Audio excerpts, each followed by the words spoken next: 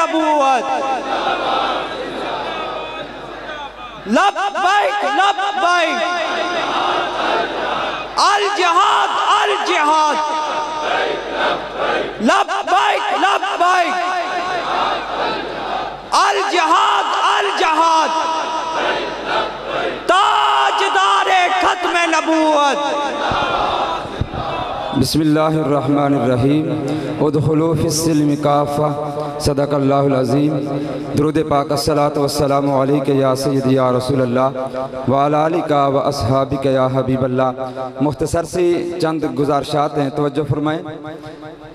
मैं और आप TLP तहरीक लब्बैक या रसूलल्लाह पाकिस्तान के ज़ेर एहतमाम महंगाई के ख़िलाफ़ एहतजाजी मुज़ाहिरे में शरीक हैं। एक बात ज़हन नशीन रखें, अल्लाह तबारक व तआला ने कुरान पाक में इरशाद फरमाया उदखुलू फिस्सिल्मि काफ़ा, इस्लाम में पूरे के पूरे दाखिल हो जाओ। इस इस्लाम में माइशत भी है, माशरत भी है, सियासत भी है, सारी चीज़ें हैं। जब किसी भी चीज़ को हम अल्लाह और अल्लाह के रसूल के अहकामात से मावरा करेंगे, उसको एक साइड पे रख के हम अपनी माइशत, माशरत या सियासत को आगे लाने की कोशिश करेंगे, फिर हमारा माहौल वही बनेगा जो आज हमारा बना हुआ है। ये पाकिस्तान बनने के बाद से लेकर आज तक आप देखते आए, एक की बारी एक आया तो दूसरा, दूसरे के बाद तीसरा, तीसरे के बाद फिर पहले की बारी आ गई। ये बारियां इसी तरह चलती रहेंगी।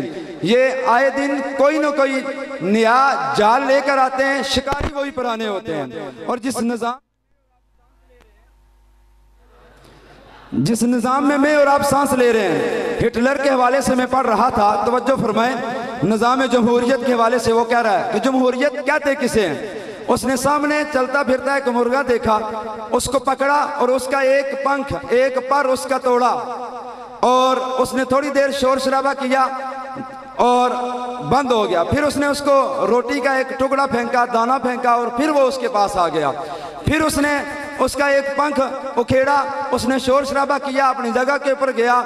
जब वो चुप हुआ तो उसने फिर दाना फेंका और वो मुर्गा उसके पास, हत्ता कि उसने एक एक करके उसका पंख उतार के उस मुर्गे को नंगा कर दिया। और देखने वालों को ये कहने लगा, निज़ाम जमहूरियत यही है कि आए दिन नया जाल लेकर आओ, नया निज़ाम की तरफ इनको मुतारफ कराओ और इनको कहो ये बारी हमें दे दो, हम आपको ये माहौल देंगे। और जब भी अवाम ने उनको माहौल दिया, उनका साथ दिया, उनको प्रमोट किया, और आकर उन्होंने क्या किया, आपको लूटा, आपकी ज़मीन, आपका निज़ाम, आपका कारोबार, आपका टैक्स। लेकिन उनकी औलादें बाहर जाकर अयाशी कर रही हैं। लेकिन अब वो दौर चला गया है। किसी शायर ने इस माहौल की अपनी जुबान में यूं तर्जमानी की थी कि किताब सादा रहेगी कब तक, किताब सादा रहेगी कब तक, कभी तो आगाज़ बाब होगा। जिन्होंने बस्ती उजाड़ डाली, कभी तो उनका हिसाब होगा। जिन्होंने बस्ती उजाड़ डाली, ये मुल्क पाकिस्तान जिन्होंने उजाड़ा, जिन्होंने इसको IMF का मकरूज किया, IMF के दरवाजे के ऊपर बेकारी बनाया, जिन्होंने बस्ती उजाड़ डाली, कभी तो इनका हिसाब होगा। ये इमरान आया और उसके बाद नवाज गया तो इमरान आया। क्या किसी ने खूब कहा था कि जिन्होंने बस्ती उजाड़ डाली, कभी तो इनका हिसाब होगा। इमरान गया तो अब शहर आ रही है। शहर की खुशियां मनाने वालों, शहर की खुशियां मनाने वालों, शहर के तेवर बता रहे हैं, अभी तो इतनी घुटन बढ़ेगी कि सांस लेना अजाब होगा।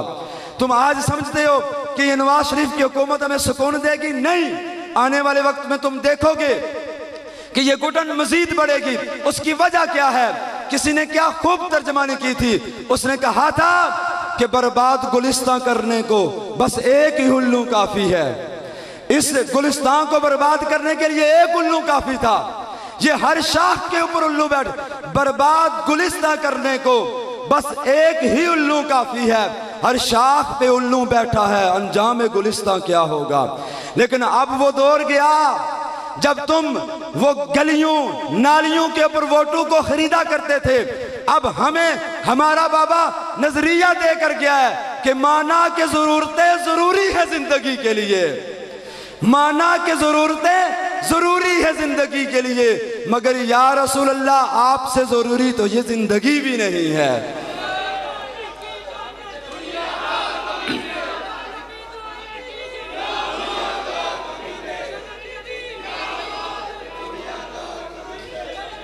वो वक्त दूर नहीं जब इंशाअल्लाह तहरीक लब्बैक या रसूलुल्लाह के प्लेटफॉर्म से और इसी के इंतखाबी निशान करेन से इसके साथ हर गद्दार को लटकाया जाएगा, हर मुल्क के पाकिस्तान के लूटने वाले को लटकाया जाएगा। और आखिरी बात करके मैं गुफ्तगू को खत्म कर रहा हूं कि तुम लड़ते थे आपस में, तुम्हारी लड़ाइयां थी आपस में, एक को बचाया दूसरे को लेकर आगे।